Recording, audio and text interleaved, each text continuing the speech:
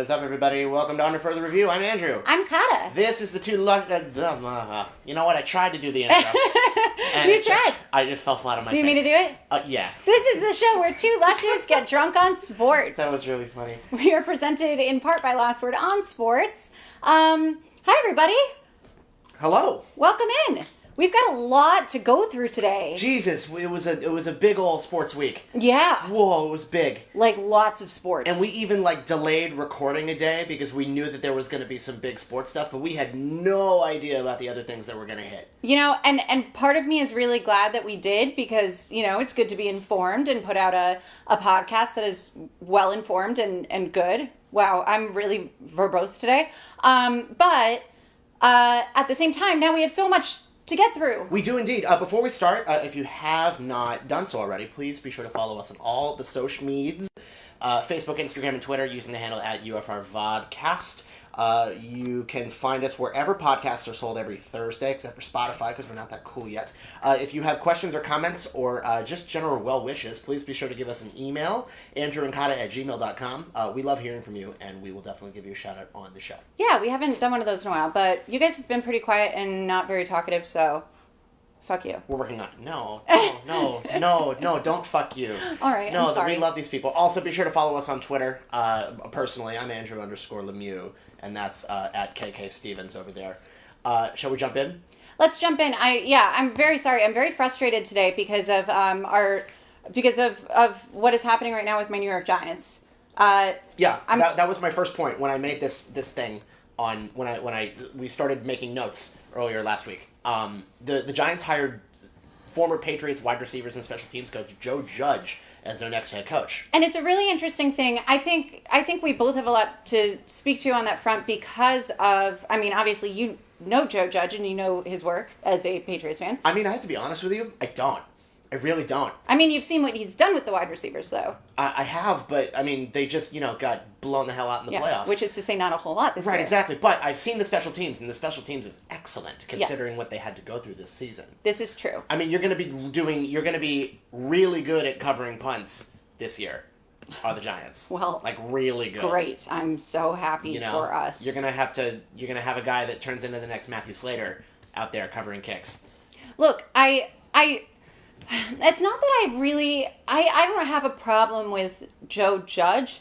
My question is what one of the things that we were talking about with after Pat Shurmur got fired with the Giants needing a new head coach is that we want someone who we can commit to for the long term.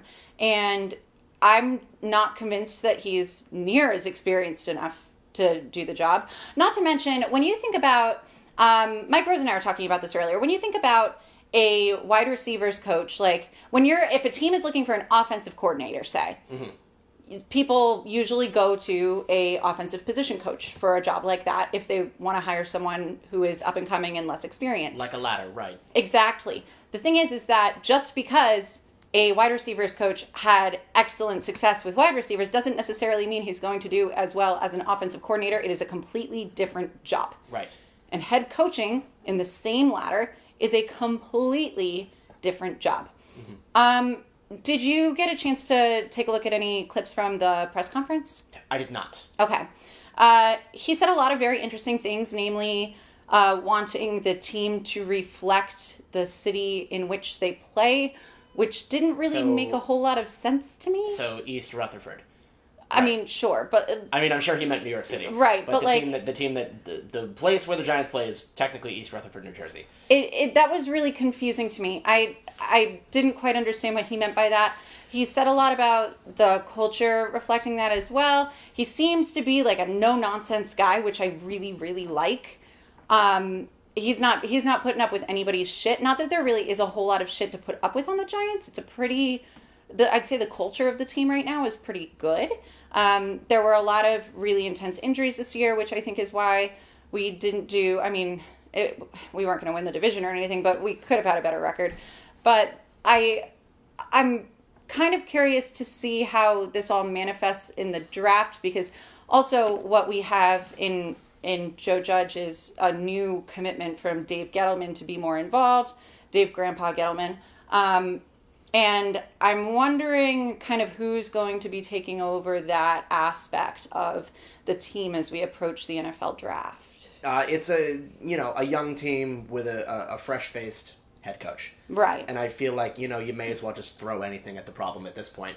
And if you can get somebody who's an Alabama product and also, won 3 Super Bowls during his tenure with the Patriots, why the hell not? No, look, I mean, he's worked with some incredible coaches before. That doesn't necessarily... Like, a esteemed resume with great recommendations does not a good head coach make. No, correct. And I don't anticipate that he's going to go out there and, suddenly the Giants are going to be Super Bowl contenders next season based on his, this.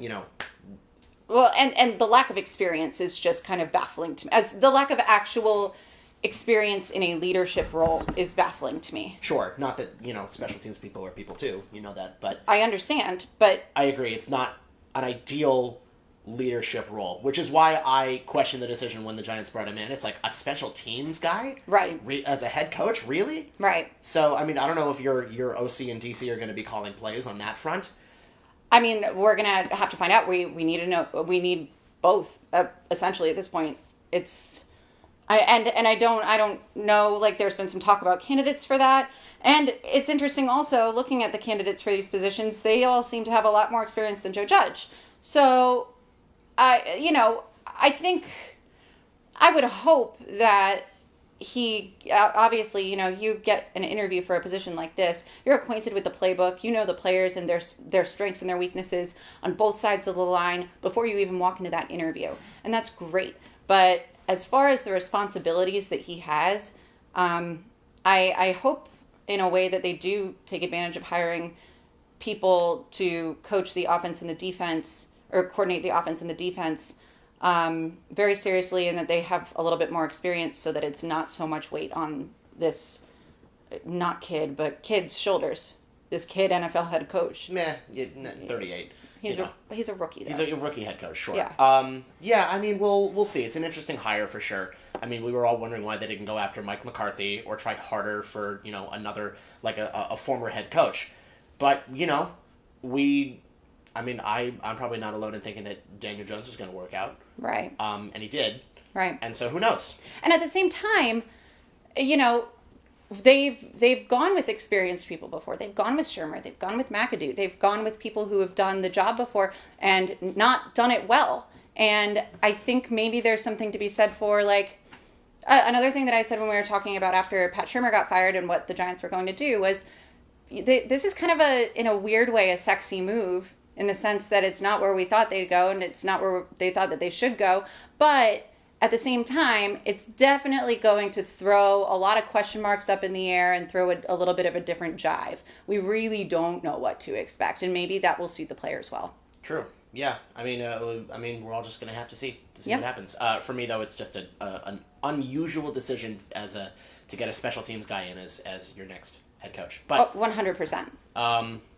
New York sports have always found ways to surprise me in one way or another. So that's what we do. That's right. It's definitely an emotional roller coaster every goddamn day. Speaking of emotional roller coasters, let's talk about the NFL playoffs, shall we? Oh my God! Dear Christ, it's anarchy out there. Like, seriously, at this point, it's literally like giant meteor 2020. Yes. Like anybody at this point. Yeah. Like, the Ravens are gone. I mean, the Texans took a nap after the first quarter and blew a 24-point lead. What? I mean, like, it's the comeback by the Chiefs. Oh my gosh, yeah, it's wild out there. And so now we're down to 2 teams on the AFC side that I didn't see coming. Well, one of them people may have seen coming, Kansas City, but Tennessee's in there.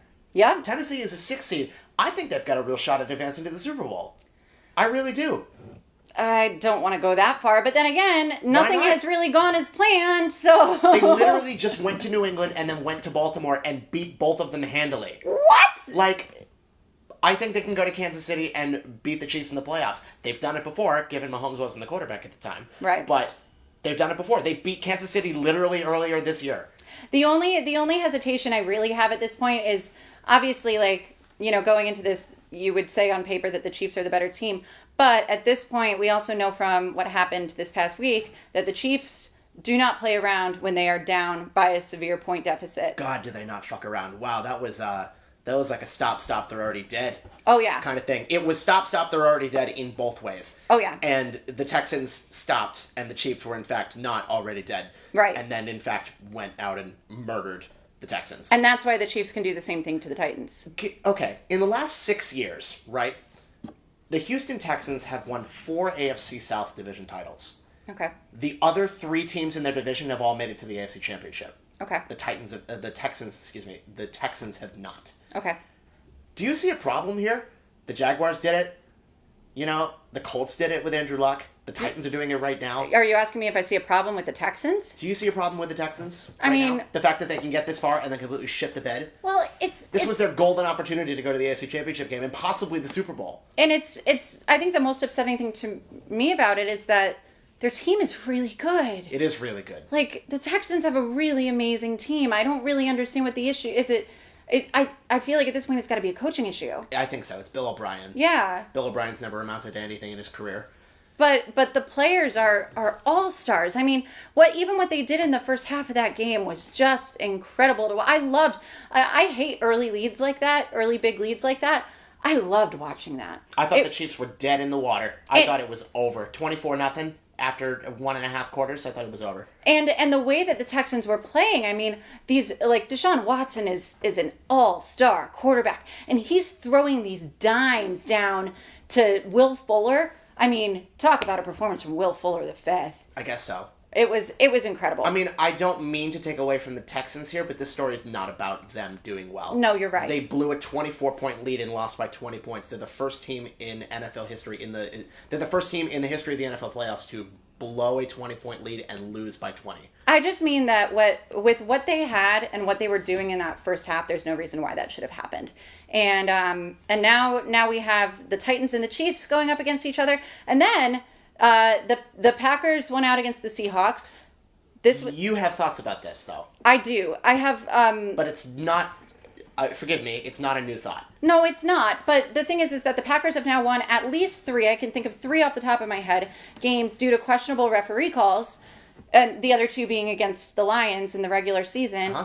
And I just really have a hard time believing that the Packers actually deserve to be here. Well, what do you like here as in the NFC Championship game, or Yes. here as in the playoffs at all? I mean, really, here is in the playoffs at all. But I'm going to stop you right there, and I think that that's too much because even with those 2 losses, you're still 11-5, and that's still good enough to get you into the playoffs. All right, fine. I mean, what are we going to do? You and I aren't going to be able to sit here and call up Roger Goodell and be like, hey, I mean, get your officiating crew in order. Of course the officiating's bad. We've known this forever. But the Packers went out and proved to me that they're a good team on Sunday against the Seahawks. And hypotheticals don't prove a point that the Seahawks would have scored a touchdown. The Packers defense is playing good this season, and they could have very well stopped them in the fourth quarter. And I think that, to me, would have proved that they deserve to be where they are even more than this blown call about the first down. I don't know. Maybe I'm just bitter that the Seahawks didn't make it further. But and that's definitely a part of it. But it was so close. And then just when the Seahawks were out, they were back in, and they really made it a game again. And it was hard to watch. But now the Packers will be facing the 49ers. Who do you have in that game? I have the 49ers. Oh, yeah, same. Yeah, Absolutely. I mean, the NFC, if anything, I would say the NFC being obviously the superior division this year, they are a little bit more predictable. The NFC? Yeah, I mean, Yes. nothing is predictable this season, but they are a little bit more predictable than the AFC. It's going to be I don't think it's out of the realm of possibility that the Titans win against the Chiefs. In that reason being is because Derrick Henry's been an absolute truck, putting up 180 plus yards in the last 2 playoff games, and you can run on that Chiefs defense. And I think if the Titans can control the ground game, they'll be, in firm control, and I think they could actually win. Plus, they've got the momentum from beating New England and Baltimore. All right, well, I just anticipate the Super Bowl just being like the throw-up bowl.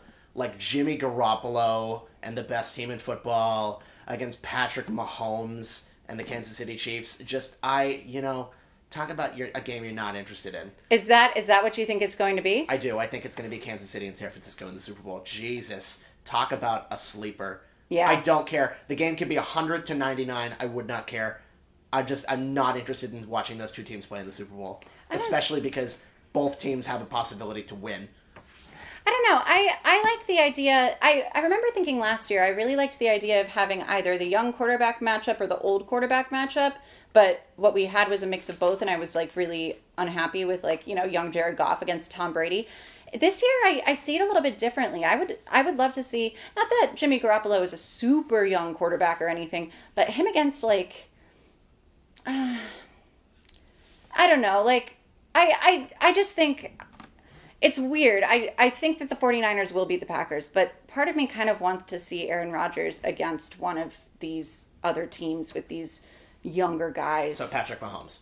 Because Ryan Tannehill's not a quarterback. Yeah. No. I mean, part of me would like to see it. I know it's not going to happen.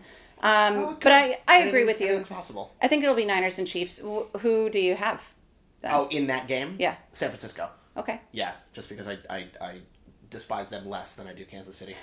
All right. Yeah. Yeah, I would like to see the Niners do something cool. Like, they really kind of just came out of nowhere and did some amazing stuff this year. But as I've been saying all playoff season, their luck is bound to run out at some point. So Sure. We'll see. Sure. Everybody's luck is bound to run out at some point. For all we know, Tennessee could go on and win the Super Bowl. And you know what? I'd be happy for them. I certainly am far less bitter about losing to Tennessee now that they went out and beat Baltimore. Oh, yeah. Oh, I feel way less bad. I'm sure. Yeah, because it just means that the Titans got hot.